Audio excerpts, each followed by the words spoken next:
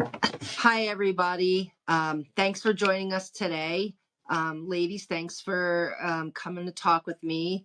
Um, we're in that, holiday season time when we're like visiting family and we're hearing all those stories of everybody's kids are doing so well. And, um, it can be a little off putting and sad for families.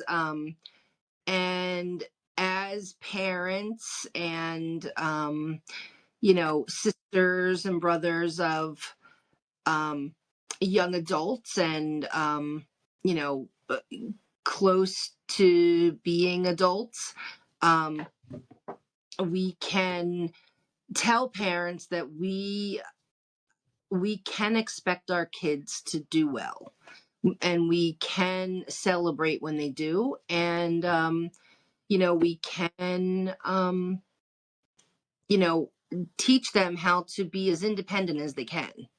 And I just wanted to, talk with you guys. I know Pearl and Tracy, you have kids around my kids' age.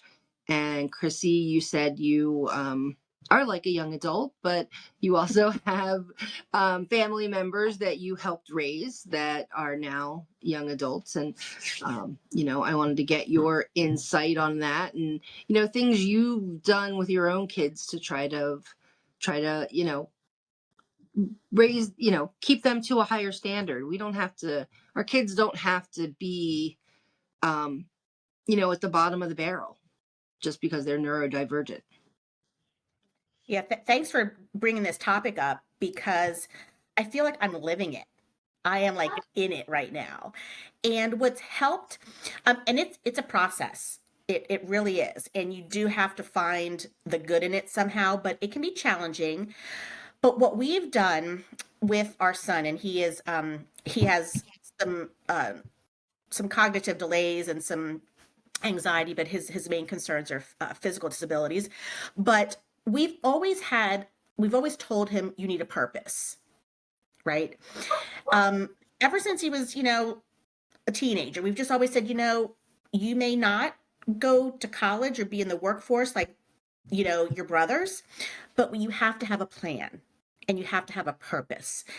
So we try to always remain positive. Now that we're in it, I will say it's a little more challenging than I had anticipated, but we just put one foot in front of the other and just do it. But I think you have to find what are your children's strengths? What do they like to do?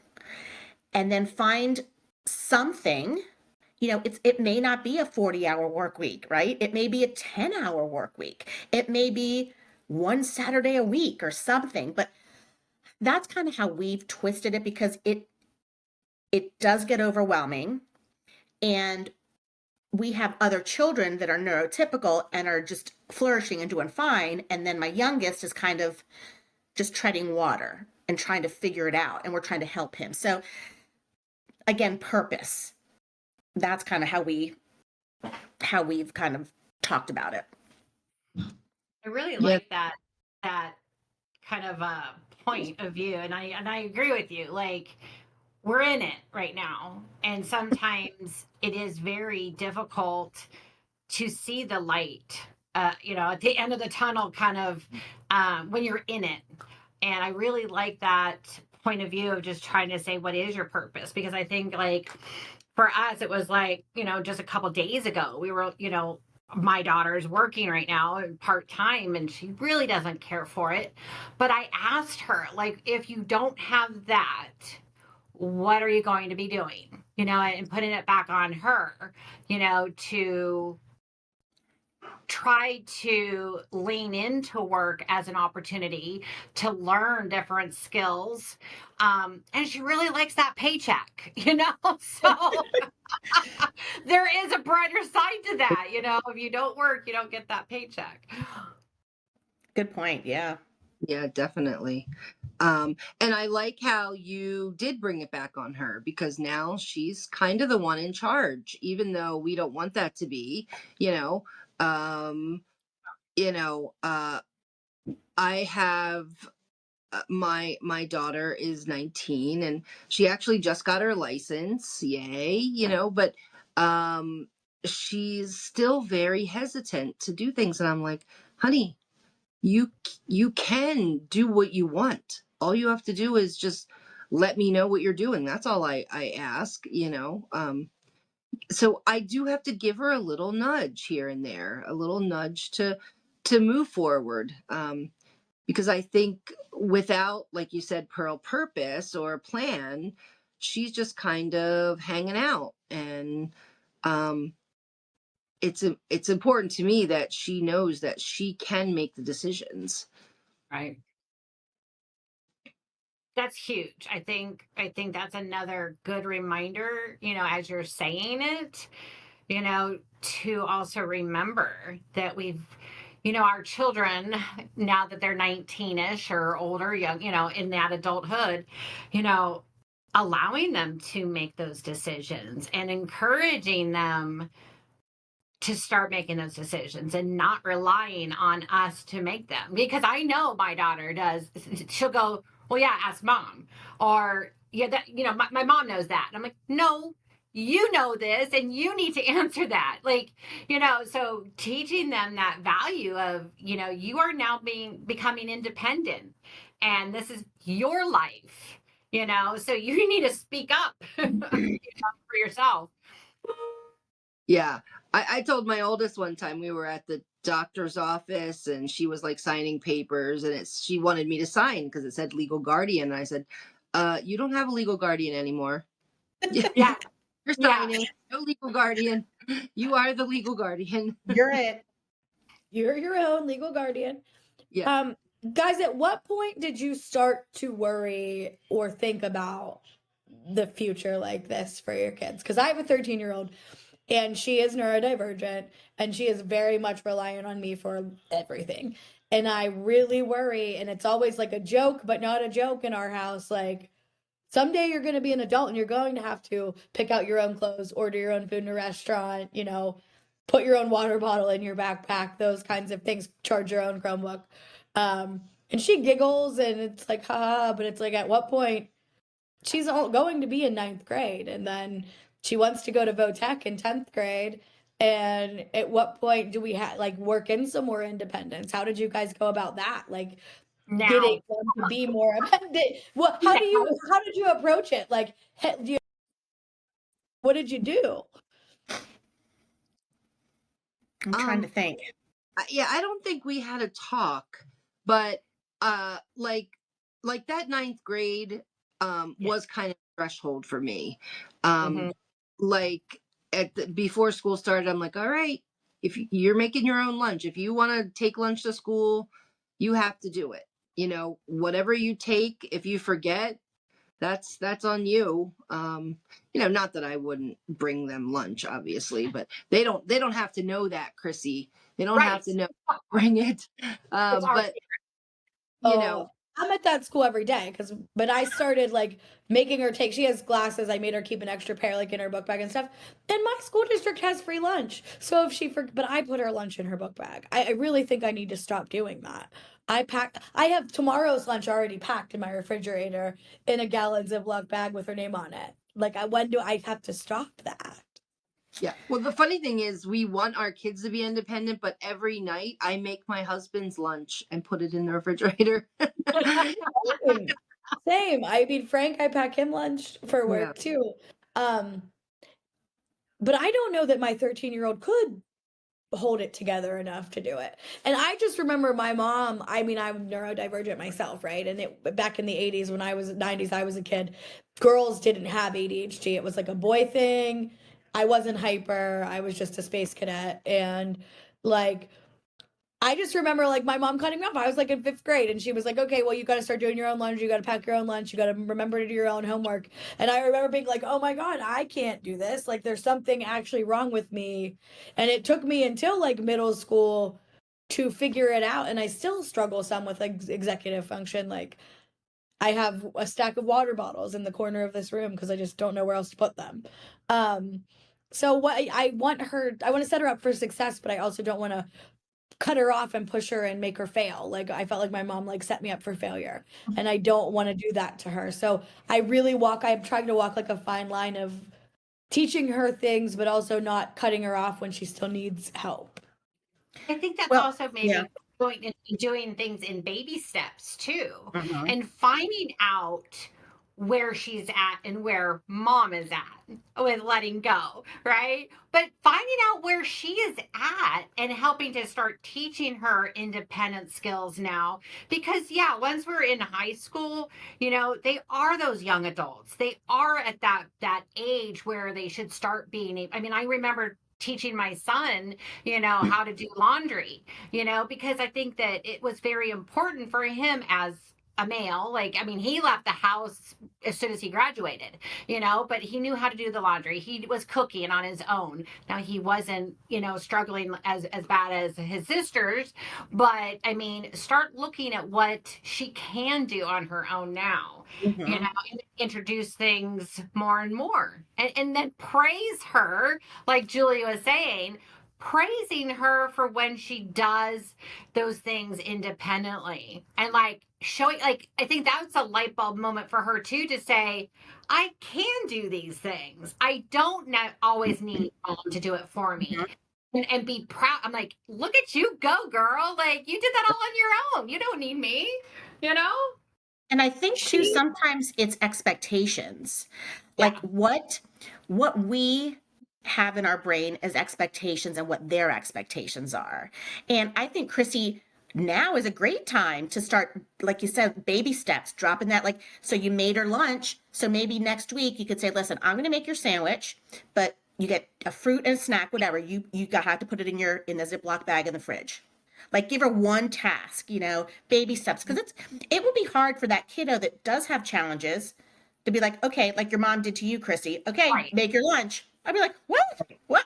That would scare Yeah. me, and I was, neurotypical. I So was just a fifth grade baby. I'm telling you, I was like, oh, the stuff Yeah. that I would take was so crazy when you like look back on your life. I would eat like a cold baked potato. Like I had no clue. Do you know what I God. mean? I Right. ended up being okay, but like You I was a lost soul, man. I was wearing pink socks because I didn't know how to do laundry, but she was one day just like, all right, it's your turn.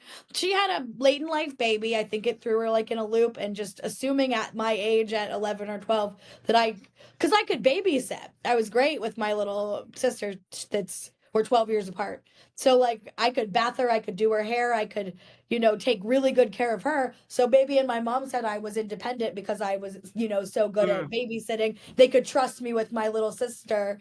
But I could not do my own hair. I could not do my own laundry. And I probably was a disaster. If you look at pictures of me at that time, you're like, what in that little orphan? I looked like a little and I Oh, don't want to do that to my daughter. Orphan Chris.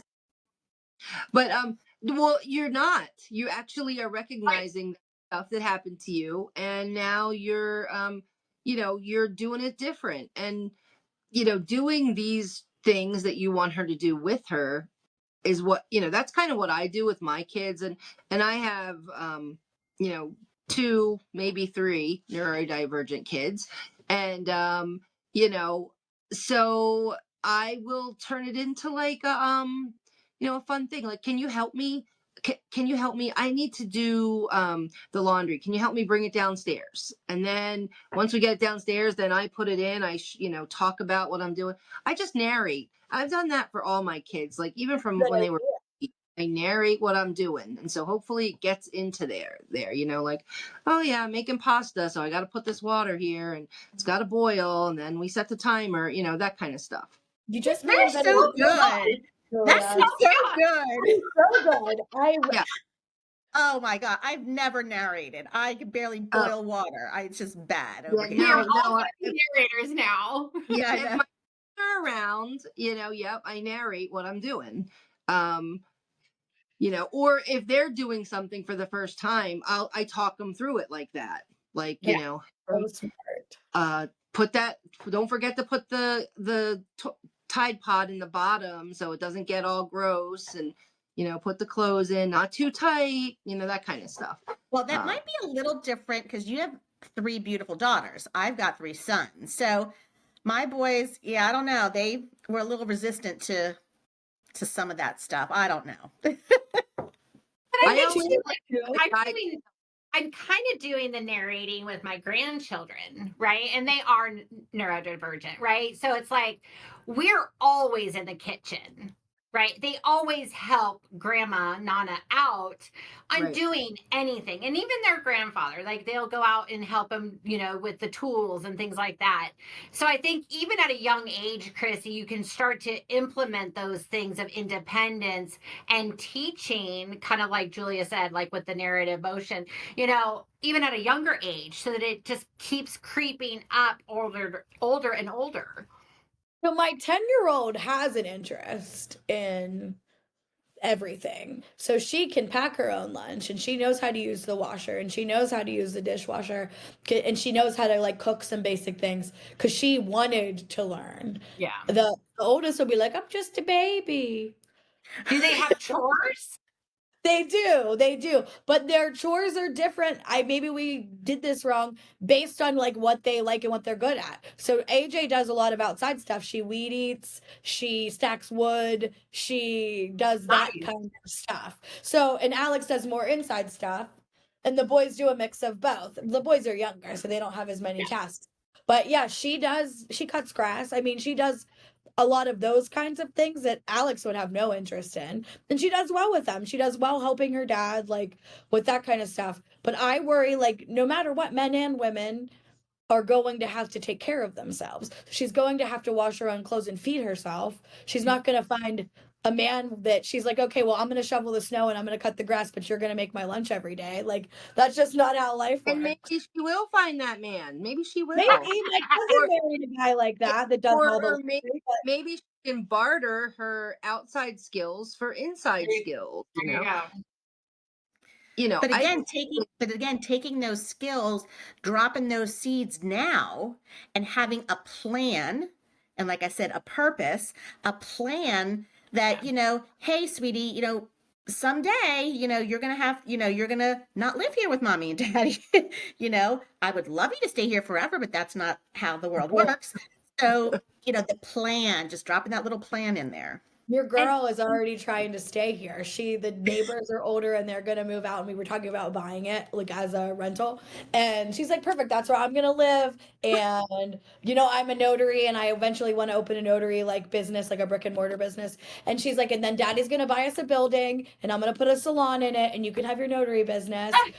It's like, all right. So she's gonna live next door and we're going to have our businesses in the same building that her dad owns. Like that's her plan, man. She really thinks that like we're here to take care of her for the rest of her life.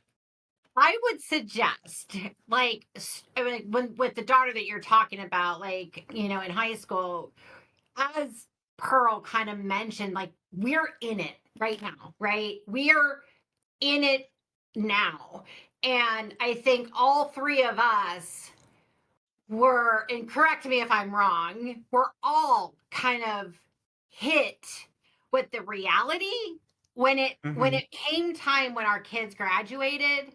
It was like bam, and it's still very hard. And I think we all started these processes a long time ago, right? We knew that this was approaching, but it's even harder, right, when you get there. So, always having that forward thinking that, when that time comes, you are able to do this and you can. And sometimes it might be harder on us parents, I think. Yeah. I've often told my son, because his situation is unique, but he has a physical disability. So I've said, we know you have a disability, but that's not going to stop you that's not all of you. Okay. Right. It doesn't define who you are. Yeah. Right. And you have, instead of saying a disability, sometimes we'll say you have unique abilities, right? And we just have to find what they are, right? Yeah, right. It might be painting, it might be video games, it might be whatever, So we have to find their unique abilities within their challenges, and again, start early and start planting those seeds, because like Tracy said, we're in it. Yeah, and I think regardless of where your child is ultimately going to end up, because some of our kids are going to be staying with us for a long time, Yeah. they still all have strengths, and we still can praise them for those strengths. We can talk about those strengths, and then use those little, seeds, as Pearl says, to get them strengths in other areas. Like Chrissy, you're already doing it. Your daughter is really good at outside stuff, and I'm sure you tell her that, Yeah, it's oh, you're awesome. I can't you're do that great at this. stuff. Now you're so great at this. I know that you will not have trouble, doing the laundry, because the washing machine is kind of like the lawnmower. You have to press a couple of buttons. You have to do this. You have to do that. You know, we do that anyway, right? We're doing that kind of stuff anyway, and now we can purposefully build these guys up so they can have higher expectations themselves for themselves. Julia, Chrissy, you need to write a parenting book I know. because you have I was all gonna the say, good wisdom. She lost me when she narrates. I'm like, whatever she's selling, I'm buying. You're just like a guru. I want to read your parenting book. she's coming from a strength-based model though too. I love it. I'm gonna start coming to you with all my actual problems in life. Like, excuse me, I know we're not working, but can we chat, please? Because I need your help. Listen, do as I say, not as I do, because I We had need to to. all live by Julia. Let's I'm go. telling you what, you've given me so many good points. I came on here like I'm bringing nothing to the table today, and I'm getting all this good advice. Yeah. I think we're all doing our best, and I think if we wanted to start talking about these, 4 or 5 different kids we're talking about here, we'd have a whole podcast just of good things. I know Levi is a good guy, and I know Tracy's daughter is a great girl, and your daughter sounds like a lot of fun. My kids are pretty good for the most part. You know, Oh yes, they are. They're They're like creative. 70% cool and Awesome. 30% shady. Like we're like 70-30 over here. right? That's right. Yeah. Um, and and I think our kids are gonna make it. I don't know about you guys, but I think they're gonna make it. Mine is out right now, driving the car by herself with the dog, taking the dog for a walk. If you would have told me 6 months ago that was going to happen, I would have told you were crazy, crazy. I love this. I think you did Yeah. tell me 6 months ago that was Yeah, not a yeah, non-thing. yeah, Look at her now. That's amazing. yep. I guess sometimes those limitations, we set them and we're like, "Yeah, well, you can't," in our minds, we're not telling them that, but you're thinking, well, they can't do that. They'll never be able Right. to do that. Yeah. But in reality, yeah, they might not be able to do the whole thing, but they might be able to do parts to get to that end Right. game. So I love that. I love You're that so you said, Yeah. I couldn't do that, and now she's doing it. Well, Oh, yeah, yeah. that's amazing. Well, Sometimes my it's oldest, when she had like special ed testing and they, give you the IQ and they give you all of that stuff, and you look at that when they're little and you're like, oh my gosh, like, what are we gonna do here? And then they bypass your expectations as far as academics. My oldest, based on that, second grade evaluation that she had, I would never have thought she'd be like in eighth grade regular ed with honor roll. I never saw that coming. And we never told her any of that. We never told her what the results of that evaluation were. And she said she knows she has to try harder, but she did way better than we could have ever thought. So maybe she will be okay. Maybe she'll learn to do laundry and maybe she'll learn to pack her own lunch and braid her own hair at some point. She's got some time to get it all together. She's got some time, and then you'll blink, and then she'll be like Tracy's daughter and working, and not Yeah. not like, but working. But but I also like when she says that she doesn't like it, I kind of put it back on her and go, but you just told me that somebody made you happy at work today and you were able to help them and they were smiling because you gave her the lunch. You made a difference in that person's life today. And so sometimes she thinks that she works well with just the children, like small children and stuff. And I'm like, but these senior citizens, they are looking forward to that smile and having that interaction with somebody that's going to make their day too. And so, I mean, and it really made Brianna's day. Like when this lady was like, talking to her, and she just made her day. And I'm like, that's what you do well.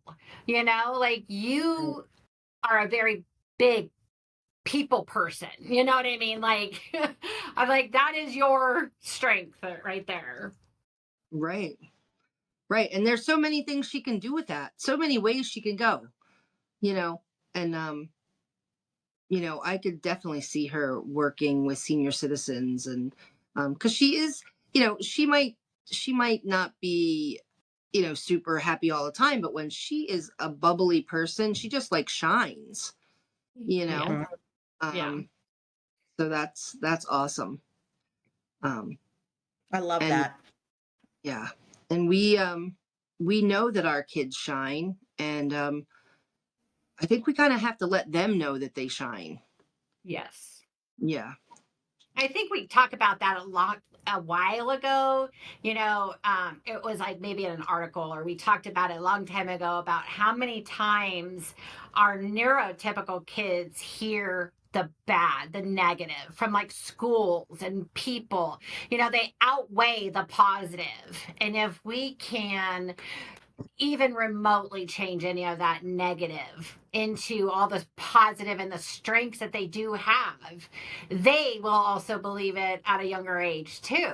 Because at Right. that young age, they're, thinking, oh, I'm so stupid, or I can't do this. And that travels with them until they're Right. older. And so we really have to stop that negative talk even when they're Chrissy's kids' ages, because it does impact them later. Right. That is so true. That like becomes your inner monologue. If all you hear is negative stuff, it's really hard to look at yourself positively. So I Right. think that's really important too, is to make sure you are pointing out what they're good at and what their strengths are.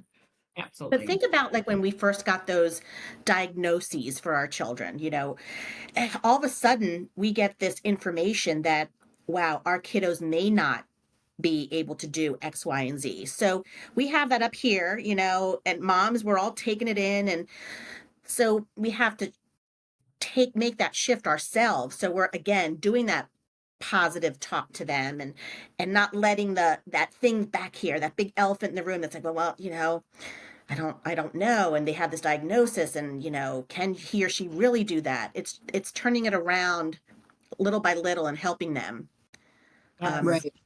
be successful.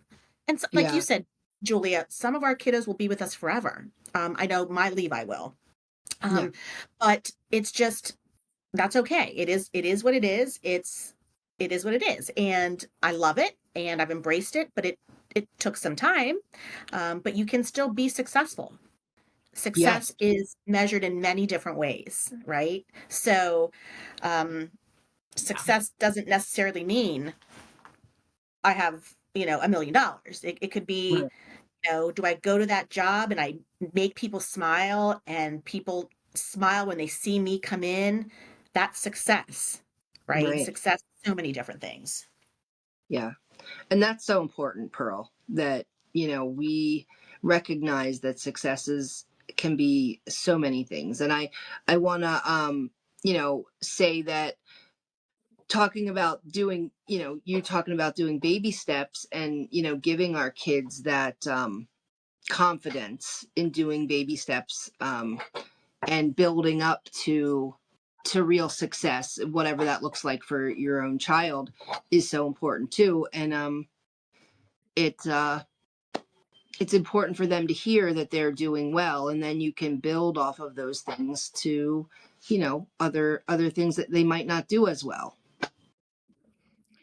I think, Pearl, you just really made me have like an aha moment, because it is changing our own thinking too.